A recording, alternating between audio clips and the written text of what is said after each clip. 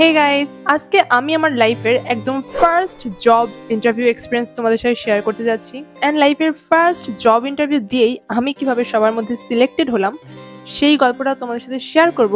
আর এটা শুধুমাত্র ইন্টারভিউ না, এটা একটা পরীক্ষার মতো, যেটা 3 দিন ব্যাপী চলেছিল। তো 3 দিন আমার ট্রায়ালের মধ্যে দিয়ে যেতে হয়েছে। এই ট্রায়ালের শেষে যে হচ্ছে সব থেকে ভালো করে তাকেই সিলেক্ট করা হয়। তো এর মাঝে আমাকেই সিলেক্ট করেছিল।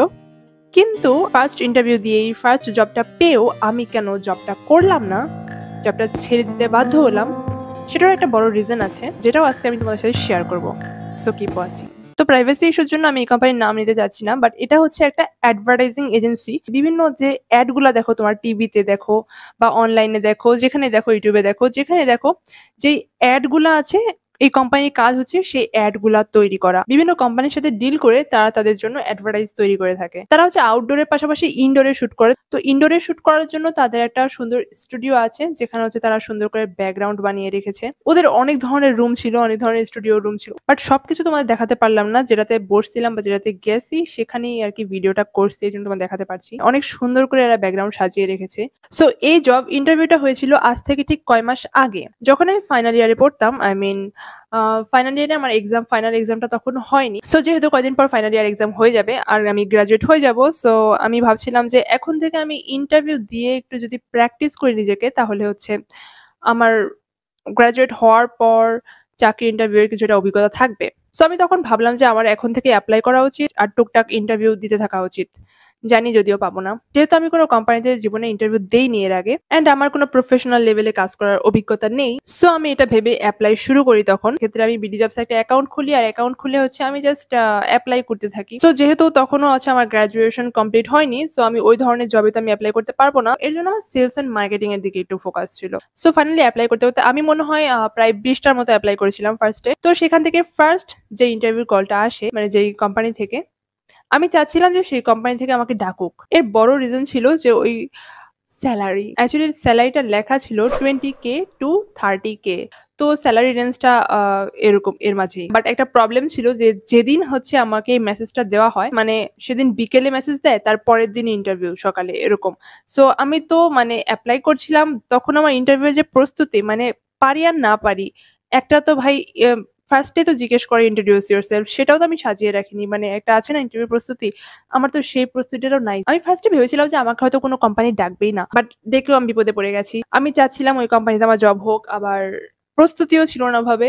সো আমি চাচ্ছিলাম যে একটা দিন ডিলে করি, বলি যে আমার কোনো সমস্যা আছে। সো আমি না ওই দিন যাইনি, মানে যেদিন ইন্টারভিউ ছিল সেদিন যাইনি, তার পরের দিন গেছি। এর আগে হচ্ছে আমি যে নাম্বারটা দেওয়া ছিল ওই নাম্বারে কল করেছিলাম, কল করে বলেওছিলাম যে আমি হচ্ছে একটা প্রবলেম আছে, আমি আসতে পারছি না। তার পরের দিন আসি, তো তারা বলেছিল ঠিক আছে, কোনো প্রবলেম নেই, আপনি আসতে পারেন পরের দিন। তো কোনো রকম সাদা একটা ড্রেস পরে বের হয়ে যাই।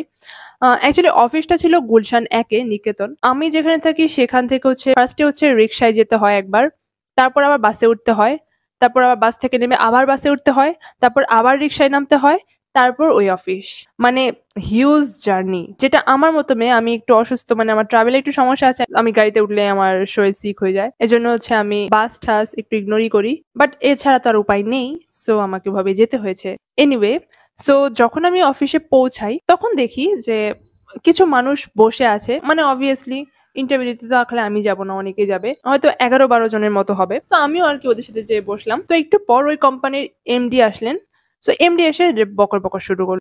আমি বকর বকর বলতে আহ, মানে ওদের কোম্পানি সম্পর্কে আর কি, ওদের কোম্পানির কি কাজ, কিভাবে করতে হবে, আমাদের কি কাজ, মানে ওদের কোম্পানি সম্পর্কে যাবতীয় যত ডিটেলস, এইসব সম্পর্কে আলোচনা শুরু করলো। আমি মনে মনে ভাবছিলাম যে আমি ইন্টারভিউ দিতে এসেই কি সিলেক্ট হয়ে গেলাম নাকি, মানে ইনি তো আমাকে কাজ বুঝাচ্ছেন, ইন্টারভিউ তো নিচ্ছেন না। অ্যাকচুয়ালি যখন আমি ওই অফিসে গিয়েছিলাম, তখন একটা লোক আমাকে জিজ্ঞেস করেছিল যে কিসের জন্য এসেছি, তখন আমি বলেছিলাম যে আমি ইন্টারভিউ দিতে আসছি। তো এই লোকটাই হচ্ছে পরবর্তীতে আমাকে ডাকে, অ্যান্ড ডাকে এইচআর এর সাথে দেখা করতে বলে। মানে যখন ওই এমডি বসে সবার সাথে এইসব আলোচনা করছিল, তার মধ্যে আর কি আমাকে ডেকে নিয়ে যায়। তো আমি এইচআর এর রুমে যাই, অ্যান্ড সেখানে হচ্ছে আমার ইন্টারভিউ নেয়। তো তখন আমি জানতে পারি অ্যাকচুয়ালি এখানে একটা ব্যাপার আছে, যে বাইরে যারা বসে আছে, যেই বা 10-12 জন বসে আছে, ওরা হচ্ছে আগের দিন ইন্টারভিউ দিয়ে দিয়েছে। মানে আমার যেদিন ডেট ছিল, ওদেরও সেদিন ইন্টারভিউ ডেট ছিল, আগের দিন অনেকেই ইন্টারভিউ দিয়েছে। সো ওই ইন্টারভিউ পাস করার পর তাদেরকে 3 দিনের ট্রায়ালে পাঠিয়েছে। মানে যারা ইন্টারভিউ সিলেক্ট হয়েছে তাদেরকে 3 দিন অনেক কিছু বুঝাবে, শিখাবে, তারপর পরীক্ষা নিবে। ওই 3 দিন পর যে হচ্ছে সব থেকে ভালো করবে তাকেই হচ্ছে সিলেক্ট করবে এই জবের। তো আজকে হচ্ছে তাদের ট্রায়ালের ফার্স্ট ডে। সেদিন ইন্টারভিউ সেই ১১-১২ জন সিলেক্ট হয়েছিল। আর আজকে থেকে তাদের ট্রায়াল শুরু। আর আমি সেই ট্রায়ালের দিনে ইন্টারভিউতে আসছি। আর এর জন্য আমার একটা সুবিধা হয়েছে। মানে যেহেতু ঐদিন ট্রায়ালের দিন ছিল আর ওই এইচআরটা হয়তো কোনো কারণে বিজি ছিল। তার জন্য তাড়াহুড়া করে ইন্টারভিউটা নেয়। জাস্ট লাইক আমাকে খালি জিজ্ঞেস করে ইন্ট্রোডিউস ইয়োরসেলফ অ্যান্ড তারপরেই খালি বলে যে এই জবটা কিন্তু অনেক প্রেশারের, তুমি এই প্রেশার নিতে পারবা কিনা? আমি যদিও বলি যে হ্যাঁ, আমি পারবো, অ্যাকচুয়ালি আমি পারবো না। যাই হোক আমি জাস্ট দেখতে যাচ্ছিলাম পুরা প্রসেসটা। এজন্য আমি সবকিছুতে হ্যাঁ, হ্যাঁ, হ্যাঁ বলে দেই। সো জাস্ট এইটুকুই আমার ইন্টারভিউ হয়। সত্যি, সত্যি কথা এইটুকুই ইন্টারভিউ হয়। তো তারপর তিনি বলেন যে আচ্ছা আপনাকে ট্রায়ালে নেওয়া হবে। আজ থেকে ৩ দিনের ট্রায়াল। সকাল 10:30 থেকে 6:30 পর্যন্ত। ট্রায়ালে তো আমাকে দিয়ে দেয় কিন্তু ওদিন যেটা হয় যে আমি তো একদম ৬-৭টা পর্যন্ত থাকার মতো প্রস্তুতি আমি নিয়ে আসিনি বা থাকা আমার পক্ষে পসিবল না। আমার অ্যাকচুয়ালি মোদ্দা কথা আমার ভালো লাগছিল না। তো ওদেরকে বলে চলে আসি ঐদিন। যদি ওরা কিছু বলেনি, ওরা জাস্ট পরের দিন আসতে বলেছিল। তো যাই হোক ফার্স্ট ডে আমি হচ্ছে জাস্ট ইন্টারভিউটা দিয়েই চলে আসি। যদিও বাকি যারা ছিল তারা হচ্ছে একদম পুরা ট্রায়াল মানে 6:30 পর্যন্ত থেকে তারপর এসেছে। ঐদিন অ্যাকচুয়ালি কাজ-বাজ বুঝাচ্ছিল যে কি কাজ করতে হবে, ওদের কোম্পানিটা কি, ওদের কোম্পানি কি, কি করে। মানে কোম্পানির ডিটেইলস, তাদের কাজের ডিটেইলস এই সবকিছু বুঝাচ্ছিল ঐদিন আরকি। সো এনিওয়ে এই গেল আমার ফার্স্ট ইন্টারভিউ পাস করা অ্যান্ড তারপর ফার্স্ট ট্রায়ালের ফার্স্ট ডে পাস করার একটা কাহিনী। ভাগ্যের জোরে আপনা আপনি পাস হয়ে গেছি। আমার কোনো অবদান হ্যাঁ নেহি। সো যাই হোক আসল খেলা তো শুরু হয় এর পরের থেকে। আই মিন তো তার পরের দিন যাই।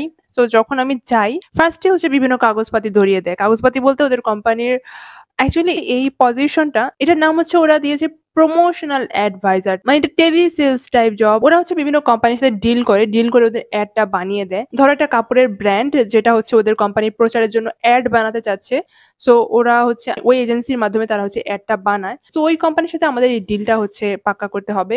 এরকম টাইপ সেটা হচ্ছে ফোনের মাধ্যমে এবং সামনাসামনিও আমরা কিভাবে ডিলটা করতে পারছি, কিভাবে একটা প্রজেক্ট কোম্পানিকে পাইয়ে দিতে পারছি। তো এর জন্য ওদের সার্ভিসে কি, কি আছে না আছে মানে যাবতীয় ডিটেইলস আমাদের তো জানতে হবে, শুনতে হবে। যেহেতু আমরাই ডিল করব সো আমাদের তো সবকিছু সম্পর্কে ওদের কোম্পানি কি, কি সার্ভিস প্রোভাইড করে এসব সম্পর্কে তো আমাদের জানতে হবে।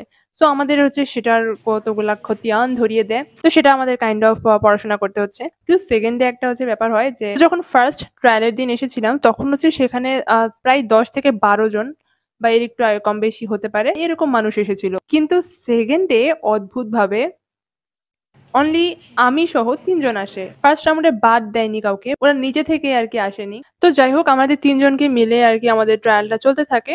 আ আমরা হচ্ছে ঐদিন আমরা হচ্ছে সার্ভিস গুলো সম্পর্কে একটু ভালোভাবে জানি, বুঝি। ঐদিনই হচ্ছে আমাদের কলে বসায়। কলে বসায় বলতে কোম্পানির একটা লোক ক্লায়েন্ট সাজে। তো তার সাথে আমাদের আরকি মক টেস্ট যেটাকে বলে। সো এটা মক টেস্ট নেয়। কোম্পানিরই কোনো একটা লোক আমাদের সাথে ক্লায়েন্ট সেজে কথা বলেন।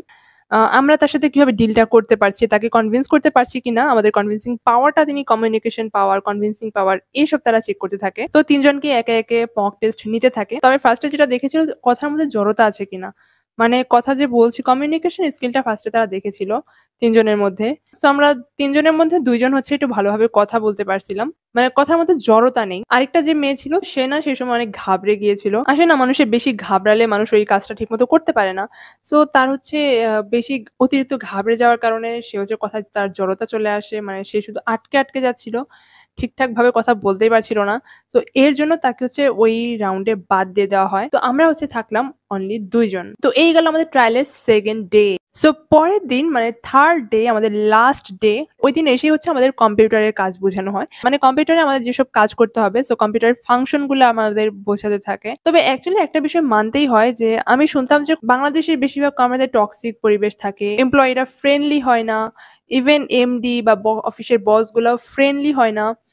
বাট এই কোম্পানিতে আমার যেটা মনে হয়েছে যে এরা যথেষ্ট আন্তরিকতার সাথে আমাদের বুঝিয়েছে। মানে ৩ দিন ট্রায়াল মনে হচ্ছিল আমাদের স্কুলে আমরা ভর্তি হয়েছি। সেখানে আমাদের যেরকম হাতে কলমে বুঝিয়ে যেরকম আমাদের শিখানো হয়, সো অফিসে আমাদেরকে পরীক্ষা নেওয়ার আগে আমাদের প্রতিদিন হাতে কলমে শিখিয়ে আমাদেরকে ট্রেন করা হচ্ছিল। এদিক থেকে ওদের আচরণও কিন্তু যথেষ্ট ফ্রেন্ডলি। মানে অফিসের এমডি থেকে শুরু করে এইচআর, টিম লিডার, এমপ্লয়ি সবাই অত্যন্ত ফ্রেন্ডলি। কিছু মানুষ আছে একটু টক্সিক ছিল বাট বেশিরভাগ সবাই ফ্রেন্ডলি ছিল। তো ঐদিন হচ্ছে বুঝিয়ে সুঝিয়ে আমাদের পাশের কেবিনে পাঠানো হয়। কারণ ঐদিন হচ্ছে বাকি সবাই একটু বিজি ছিল ওদের নিজেদের কাজ নিয়ে। খুব বেশি টাইম আমাদেরকে দিতে পারছিল না। পাশের কেবিনে ওয়েট করার সময় অ্যাকচুয়ালি কারেন্ট চলে গিয়েছিল। মানে অফিসেও কারেন্ট চলে যায়। ভালোই লেগেছিল যখন কারেন্ট চলে গিয়েছিল। ইয়ার এভাবে অন্ধকার থাকলেই তো ভালো। আমার আসলে অন্ধকারে ভালোই লাগছিল। মানে মনে হচ্ছিল যে ইস! আজকের দিনটা চলে যাক, টেস্ট-ফেস্ট আর না দেই। মানে আমার না সব কাজই মনে হয় যে এখন না পরে হলে ভালো।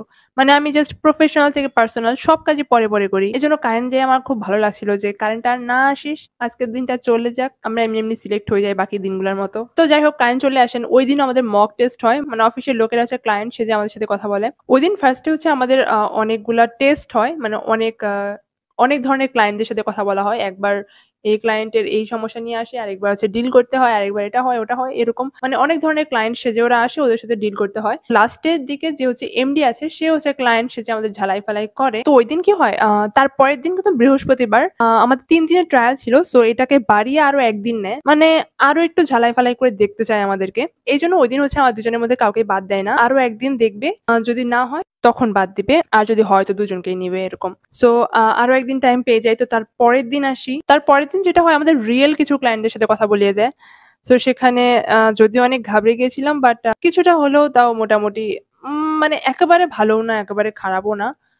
বাট দুজনের মধ্যে হচ্ছে আমার ওর থেকে একটু কিছুটা ভালো হয়েছিল। এরজন্য হচ্ছে ওই মেয়েটাকে বাদ দিয়ে দেয়। আমাকে সিলেক্ট করে। কিন্তু একটা কথা বলে রাখি যে আমাকে সিলেক্ট করার পরও আমি ওই জবটা করিনি। এখন কেন করিনি সেটাই তোমাদেরকে বলি। অ্যাকচুয়ালি আমি যখন বিডি জবস থ্রু এপ্লাই করেছিলাম তখন সার্কুলারে লেখা ছিল 20K to 30K। তো আমি যখন ইন্টারভিউ দিতে যাই তখন তারা বলে হচ্ছে ১৫ থেকে ২৫ এই রেঞ্জের মধ্যে হবে। মানে ওরা যে সার্কুলার দিয়েছে তার থেকে রিয়েল লাইফ এ সেটা কম জানতে পারি। তো তারপরেও সেটা মেনে নিয়ে আমি কন্টিনিউ করছিলাম। কেননা এখনো গ্র্যাজুয়েট হয়ে যায়নি। সো এখন আর এত বেতনে কে জব দিবে? কিন্তু যখন আমি সিলেক্টেড হই তখন তারা আবার আরেক কথা বলে। মানে তারা বলে যে হচ্ছে দেখুন আপনার সাথে যিনি ছিল উনি হচ্ছে উনার সাথে আমরা কন্টিনিউ করতে চাই না। কারণ উনি হচ্ছে আইকিউ টেস্টে পাস নাম্বারও তুলতে পারেন নাই।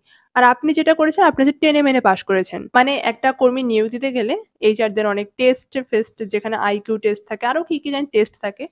তো সেগুলো একটা স্কোর থাকে। সেটা অনুযায়ী ওরা আরকি পাস না ফেল এটা বিবেচনা করে। তো সেখানে আমার সাথে যে মেয়ে ছিল ও ফেল করেছে আর আমি টেনে টুনে পাস করেছি। এর জন্য আমাকে আরো ট্রেন করা লাগবে। যেহেতু ওদের আরো আমার পেছনে শ্রম দিতে হবে, সময় দিতে হবে। সেহেতু ওরা আমাকে হচ্ছে ওই রেঞ্জটাও দিতে পারছে না। মানে যেই স্যালারি রেঞ্জটা ওরা ফার্স্ট এ বলেছিল সেটাও দিতে পারছে না। তার থেকে তারা আরো নিচে নামতে যাচ্ছে। দেন তারা আমাকে অফার করে 10K। ওখানে আরো একটা ব্যাপার আছে সেটা হচ্ছে ওরা হচ্ছে ৩ মাস প্রবেশন পিরিয়ড মানে ৩ মাস হচ্ছে তোমাকে শিখাবেও আবার দেখবেও যে তুমি কাজটা কতটুকু করতে পারছো। যেহেতু এটা সেলস অ্যান্ড মার্কেটিং এর জব সেহেতু এখানে হচ্ছে টার্গেট রিলেটেড কাজ থাকে। ওদের রুলসটা যেরকম ছিল যে ওরা ফার্স্ট মান্থে ধরো ৳৩,০০,০০০ ওদের সেলস এনে দিতে হবে। মানে এটা টার্গেট ধরো ৳৩,০০,০০০। এই টার্গেটের তোমাকে ফার্স্ট মান্থে ৬০% পূরণ করতে হবে। আর সেকেন্ড মান্থে তোমাকে পূরণ করতে হবে ৮০%। আর তার পরের মাসে ছাড় দিবে না। একদম ১০০% মানে যে ৩,০০,০০০ বলেছিল সেই ৩,০০,০০০ বা ৩,০০,০০০ এর বেশি তোমাকে পূরণ করতে হবে। আর এটা যদি না হয় তাহলে তোমারা চাকরি তো গয়া। মানে টু মাচ রুড হ্যাঁ?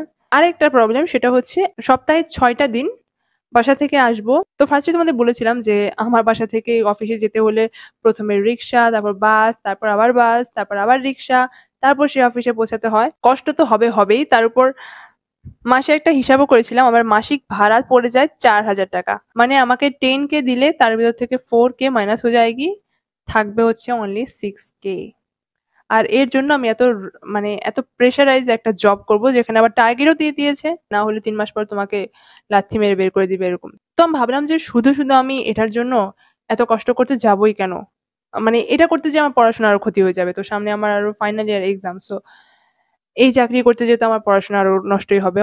সঙ্গে আমার শরীরও যাবে। এর থেকে বরং আরো কিছু ইন্টারভিউ দিয়ে নিজেকে ঝালাই-ফালাই করার সুযোগ পাবো। আমি যদি এখন এই জব করি তাহলে তো আমি আর অন্য কিছু করতে পারব না। আমার অন্য কিছু ধরো আরো কিছু ইন্টারভিউ দিয়ে আমার এক্সপেরিয়েন্স আমি গ্যাদার করতে পারব না। তো আমি ভাবছিলাম যে যেহেতু এখন প্রায় শেষের দিকে চলে এসেছি সো এখন আর জব না করে আমি পড়াশোনাটা শেষ করি তারপর কোনো ভালো জবে আমি এপ্লাই করে যেতে পারবো।